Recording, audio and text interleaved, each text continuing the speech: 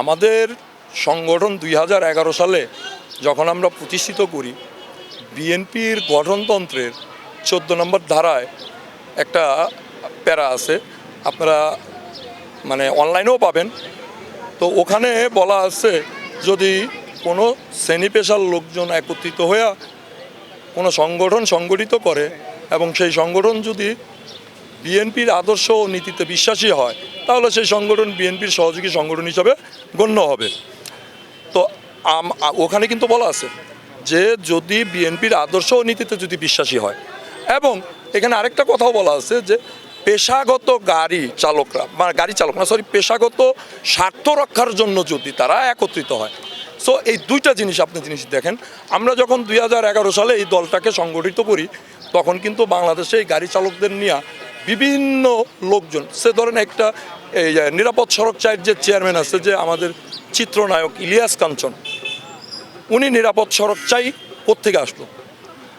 ওনার wife নিয়ে উনি কক্সবাজার যাচ্ছিলেন ঘুরতে। তো একটা ডেঞ্জারাস পয়েন্টের ভিতরেও যদি আপনি গাড়ি উচ্ছৃঙ্খলভাবে গাড়ি ড্রাইভ করে যান বা কোনো ভুলের কারণে রোড অ্যাক্সিডেন্টে মারা যায়, তো সেক্ষেত্রে তো আপনার বা গাড়ির ত্রুটির কারণেও কিন্তু অনেক সময় মারা যায়, কিংবা রোডের বিশৃঙ্খলার কারণে অনেক অ্যাক্সিডেন্ট হয়। আপনি একটা জিনিস খেয়াল করেন, বিশ্বের কোনো দেশে আপনি এই হাইওয়ে রোডে স্পিড ব্রেকার পাবেন না, যেটা একমাত্র নজিরবিহীন ঘটনা বাংলাদেশে। তো একটা অপরিচিত ড্রাইভার, মনে করেন এই রোডে সে কখনো আসে নাই, সে এই রোডে একদম রোড ফ্রি, মনে করেন রাতের অন্ধকারে গাড়ি চালিয়ে যাচ্ছে, মনে করেন 80তেই গাড়ি সে টানতেছে, ফ্রি রাস্তা, রাতের অন্ধকার, সে 80তে গাড়ি চালিয়ে যাচ্ছে, কিন্তু সামনে যে একটা স্পিড ব্রেকার আছে, এটা কিন্তু হঠাৎ অপরিচিত কোনো ড্রাইভার কিন্তু লক্ষ্য করতে পারবে না। সেই স্পিডে টাইনে যাচ্ছে, সেই স্পিডের মধ্যে বাড়ি খেয়ে দেখা গেলো, তা খালে পড়ে গেল।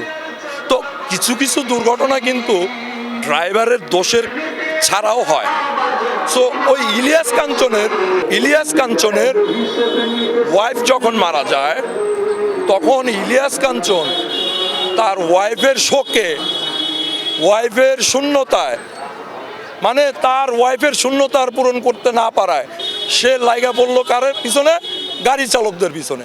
সে গাড়ি চালকদেরকে বলে ঘাতক। আমার সেই গাড়ি চালক নাকি তার ওয়াইফকে খেয়ে ফেলছে। ঠিক আছে? তো এখন আমার কথা হচ্ছে, এই যে ইলিয়াস কাঞ্চনের পাশাপাশি আবার দেখা যাচ্ছে যে তারানা হালিমের, তৎকালীন তথ্যমন্ত্রী আওয়ামী লীগের তারানা হালিমের এক ভাতিজা মারা গেছিল। এখন সেই ভাতিজা মারা যাওয়ার পরে ইলিয়াস কাঞ্চনের পাশাপাশি সেও রাস্তায় নামছিল। ড্রাইভাররা ঘাতক। এই যে পেশাগত বদনাম আর পেশাগত এই যে দুর্নাম, এই দুর্নাম থেকে এবং পেশাগত বদনাম থেকে নিজেদেরকে রক্ষা করতে কিন্তু আমরা এই সংগঠনটাকে সংগঠিত করেছিলাম। কেন করেছিলাম? পেশাগত স্বার্থ রক্ষার জন্য। এবং আমরা কিন্তু বিএনপির আদর্শ ও নীতিতে বিশ্বাস করি। সো বিএনপির আদর্শের ভিতরে শহীদ প্রেসিডেন্ট জিয়াউর রহমানের আদর্শ আছে, এবং